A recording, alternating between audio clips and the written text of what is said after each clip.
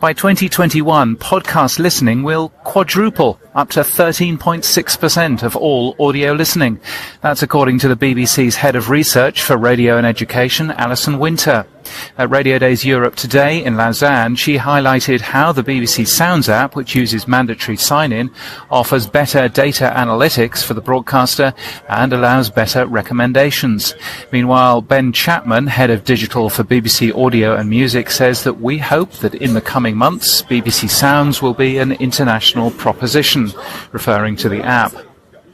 The sense of connection and ownership is far more on a podcast than on broadcast TV or radio. That's according to Chris Mason of the BBC's Brexit cast, speaking at Radio Days Europe today via video, adding that the podcast generates significant amounts of contact via social media. The podcast is now filmed for BBC Television. Dino Sophos, the podcast's producer, also shared that they have had over 4 million downloads for the podcast's 100 episodes. Paula Schuschmann and Emily Botine from WNYC Studios also spoke this morning at Radio Days Europe, highlighting how they use audio to build community and focusing on listener episodes, which do better than well-known names. Every show, they said, is created with listener interaction in mind. And iHeartRadio President Darren Davis has also been speaking at Radio Days Europe. He said that the iHeartRadio app, which includes podcasts, has been downloaded 2.1 billion times and has 127 million registered users. Be everywhere the consumers are, he says, with the services and the products they expect. Davies also said that podcasting was a new audience development tool for talk radio, reaching younger audiences.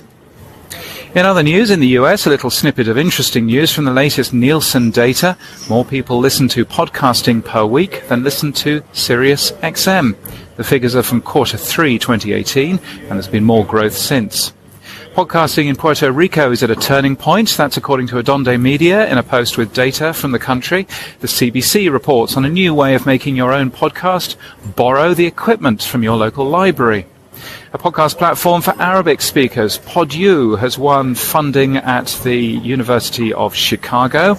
And is everyone happy that Google Podcasts is now transcribing podcasts? Some people have doubts. In our podcast section today, we highlight RunPod, a new podcast from Global aimed at people new to running and seasoned marathoners alike. Bomber released episode 3 last Friday. It's a podcast focusing on the 2018 Austin serial bomber and is attracting a large amount of media attention. And our friends at Podsites also point us to The Weekly Skip. It's a podcast of hosts from